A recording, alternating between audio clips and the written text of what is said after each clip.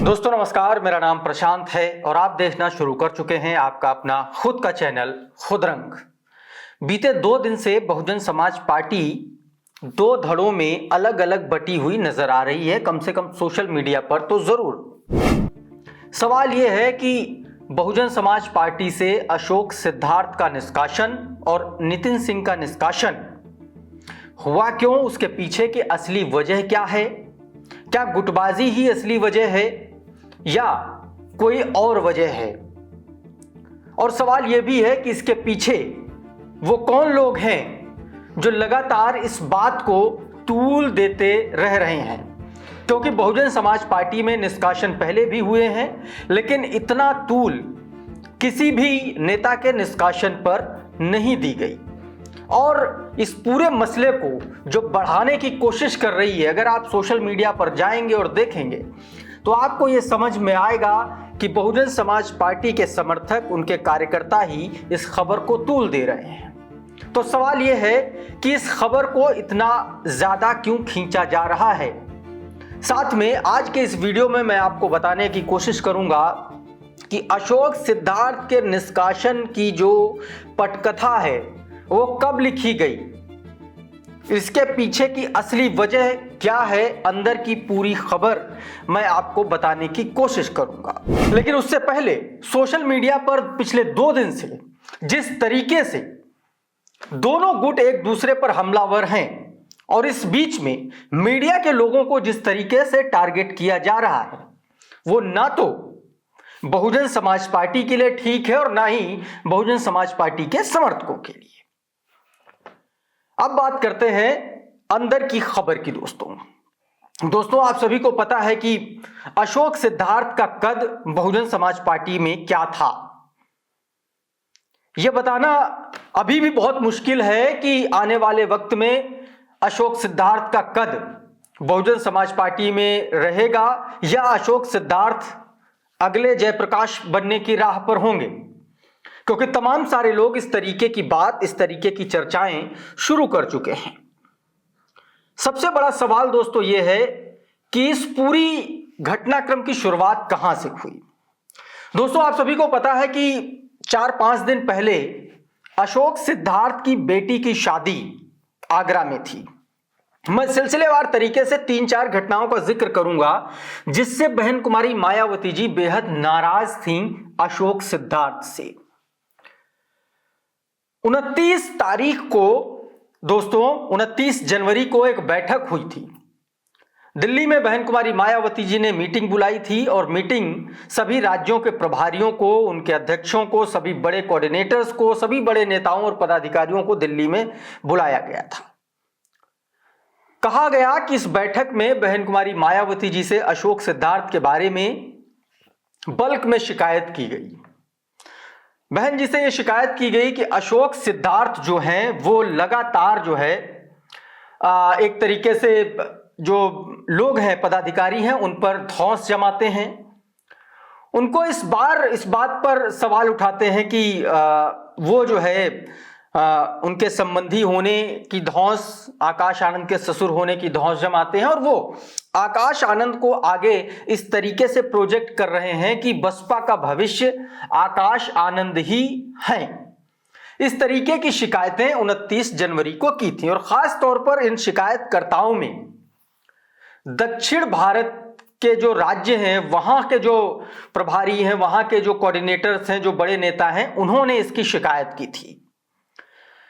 तो एक यह शिकायत हुई। इससे पहले जो मेरे सोर्सेस कह रहे हैं कि लगभग 3 महीने पहले बहन कुमारी मायावती जी ने अशोक सिद्धार्थ को चेतावनी दी थी, उनको अल्टीमेटम दिया था कि पार्टी में इस तरीके की बातें ना की जाएं, क्योंकि आपके नाम से इस तरीके की बातें पार्टी के भीतर चल रही हैं और यह सूचना हमारे तक आ रही है। इसलिए अगर आपकी तरफ से कुछ ऐसा हो रहा है तो कृपया आप उस पर लगाम लगा लें।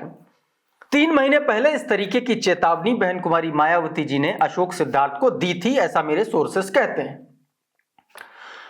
लेकिन उसके बावजूद दोस्तों अशोक सिद्धार्थ कहा गया कि इस पर उन्होंने कोई ध्यान नहीं दिया, कोई गौर नहीं किया। और इस बात को तूल तब मिली जब 29 तारीख को बैठक हुई और एक बार फिर से शिकायत हो गई। दोस्तों, मैं इन शिकायत के पीछे जो लोग हैं उन पर भी आऊंगा, लेकिन पहले सिलसिलेवार तरीके से पूरा यह घटनाक्रम बताते हैं कि कैसे कैसे कई कई बार एक व्यक्ति के खिलाफ शिकायतें करके और आखिर में वही हो गया जो कुछ लोग चाहते थे। अशोक सिद्धार्थ के खिलाफ लगातार शिकायतें हो रही थीं और इन सब के बीच अशोक सिद्धार्थ भी कुछ ऐसी गलतियां कर रहे थे जो सीधे तौर पर बहन जी को नागवार गुजर रही थी। 4-5 दिन पहले अशोक सिद्धार्थ की बेटी की शादी थी, आगरा में शादी थी और यह कहा गया कि अशोक सिद्धार्थ ने जिन लोगों को शादी में बुलाया वो अशोक सिद्धार्थ के बेहद करीबी लोग थे, यानी कि चुनिंदा लोगों को ही उन्होंने बुलाया। जिन जिन राज्यों में वो कर्नाटक, आंध्र प्रदेश, उड़ीसा, जिन जिन राज्यों में वो प्रभार रहा, वहां से अपने जो उनके करीबी थे उनको ही शादी में बुलाया। उत्तर प्रदेश के कुछ लोगों को, आकाश आनंद चूंकि अशोक सिद्धार्थ के दामाद हैं तो उनको भी बुलाया, वो भी पहुंचे, लेकिन बहन कुमारी मायावती जी इस शादी में नहीं गई। सूत्र यह बताते हैं कि बहन कुमारी मायावती जी अशोक सिद्धार्थ से इस बात को लेकर नाराज थीं कि उन्होंने शादी में चुनिंदा लोगों को बुला करके पार्टी के भीतर एक ऐसा मैसेज दिया जिससे यह पता चल रहा था कि वो एक गुट को, अपने लोगों को साथ लेकर के चल रहे हैं और इससे दूसरे गुट के जो लोग थे, दूसरे जो अन्य लोग थे पार्टी के, वो अपने आप को जो है ठगा सा महसूस कर रहे थे, अपने आप को सुरक्षित महसूस नहीं कर रहे थे। यह बात बहन जी को नागवार गुजरी, यहां तक भी ठीक था।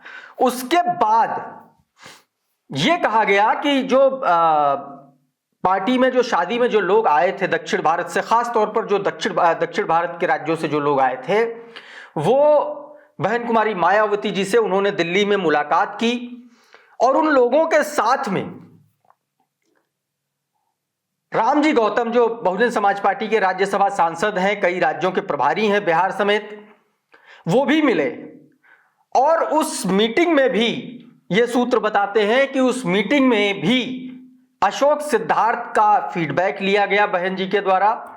दक्षिण भारत के जो राज्यों के जो लोग उनसे मिलने गए थे उन्होंने बताया कि क्या क्या दिक्कतें चल रही हैं, क्या क्या परेशानियां चल रही हैं, कैसे इन्फ्लुएंस किया जा रहा है लोगों को।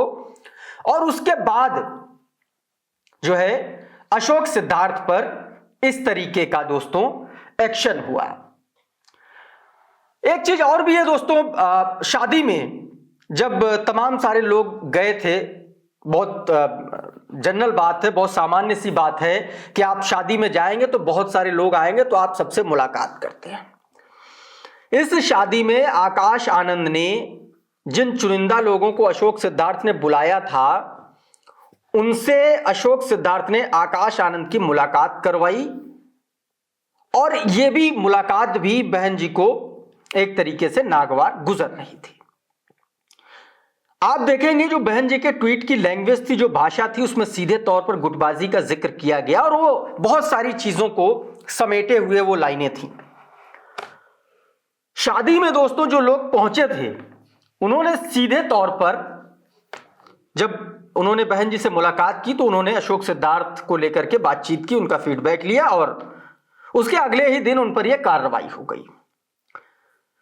कहा यह जा रहा था कि अशोक सिद्धार्थ कैडर के बीच, कार्यकर्ताओं के बीच इस बात को बढ़ावा दे रहे थे कि बहुजन समाज पार्टी के जो भविष्य हैं वो आकाश आनंद ही हैं।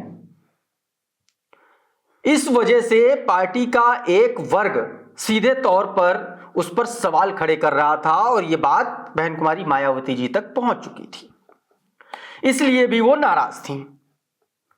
अच्छा, ये कोई अभी की बात नहीं है, इससे पहले भी आरोप ये भी लग रहे थे अशोक सिद्धार्थ पर कि वो बहुजन समाज पार्टी के भीतर अपना एक समानांतर जो गुट है वो बना चुके थे। इस बात पर प्रेशराइज करते हुए, इस बात पर स्ट्रेस देते हुए कि वो आकाश आनंद के ससुर हैं, वो आकाश बहन जी के संबंधी हैं और आकाश आनंद ही बसपा का भविष्य है। और आप याद कीजिए कि 15 तारीख को बहन जी ने अपने जन्मदिन के मौके पर आकाश आनंद के छोटे भाई को भी इंट्रोड्यूस कराया था। उस बैठक में थे और मैं भी उस प्रेस कॉन्फ्रेंस में मौजूद था। इसके पीछे के जो निहितार्थ समझ में आए वो ये कि सीधे तौर पर अशोक सिद्धार्थ और आकाश आनंद को मैसेज देने की कोशिश की गई कि बहुजन समाज पार्टी का भविष्य सिर्फ आकाश आनंद ही है। यह बात कैडर के बीच में करना बंद कर दीजिए, क्योंकि विकल्प और भी हैं और विकल्प के तौर पर ही एक तरीके से यह दिखाने और बताने की कोशिश की गई थी बहन जी के द्वारा। इससे पहले भी दोस्तों अशोक सिद्धार्थ को लेकर के शिकायतें आ रही थी। याद कीजिए कि 2024 का जब लोकसभा का चुनाव था और अचानक से एक हवा उड़ी थी कि बहुजन समाज पार्टी इंडिया गठबंधन का हिस्सा होने जा रही है। अब हवा तभी उड़ती है, आग तभी सुलगती है जब कहीं ना कहीं कोई ना कोई चिंगारी लगी हो, और उस चिंगारी के पीछे बताया जा रहा है अशोक सिद्धार्थ ही थे।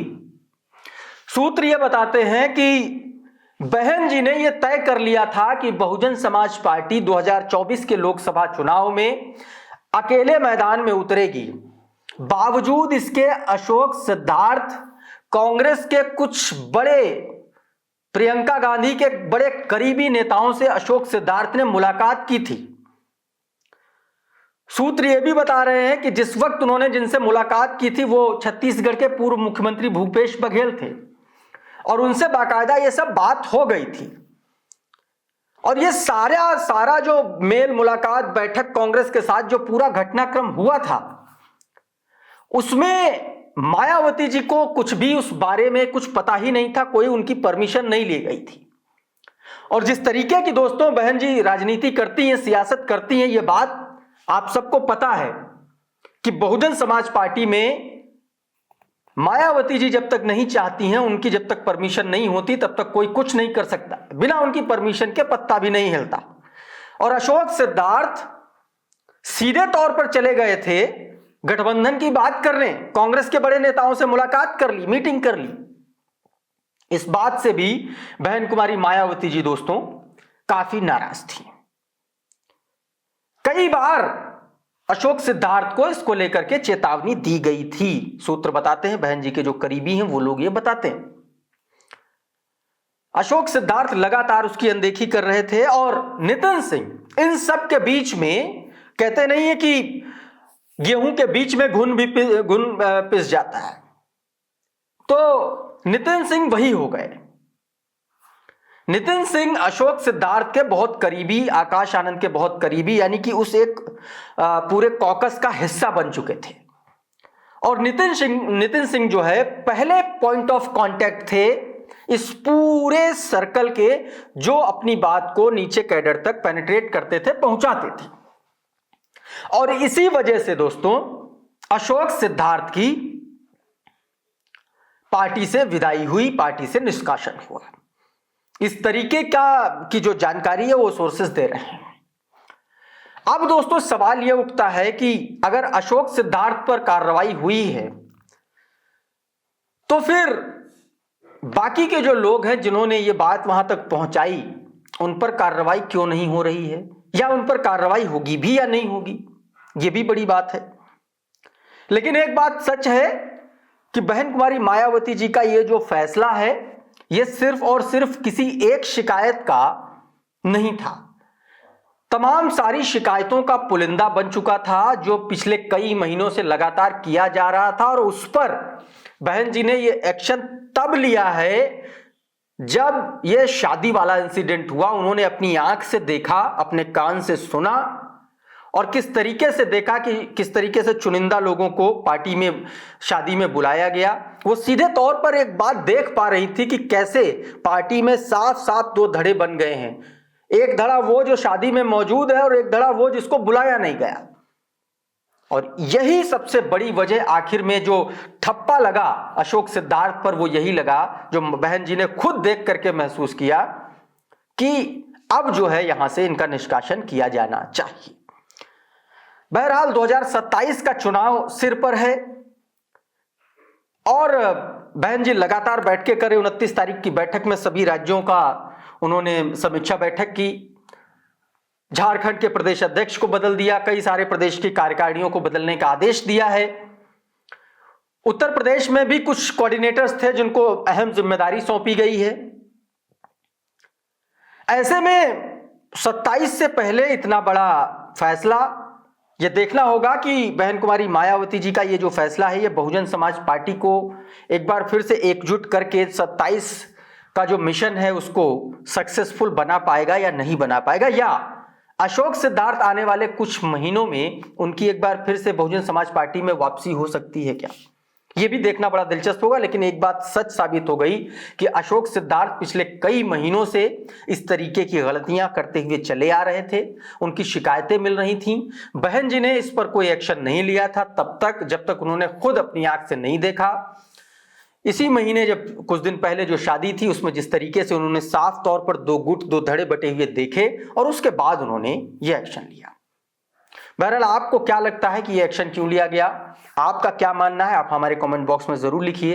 ये वीडियो अगर आपको अच्छा लगा तो इसको लाइक कर दीजिए, इसको शेयर कर दीजिए, और अगर चैनल पर नए आए हैं तो चैनल को सब्सक्राइब कर लीजिए, बेल आइकन जरूर दबा दीजिए ताकि इसी तरीके के तमाम वीडियोस, तमाम एनालिसिस आपको सबसे पहले मिलते रहें। साथियों बहुत बहुत शुक्रिया, बहुत बहुत धन्यवाद। आप जुड़े रहिए आपके अपने खुद के चैनल खुद रंग के साथ। नमस्कार।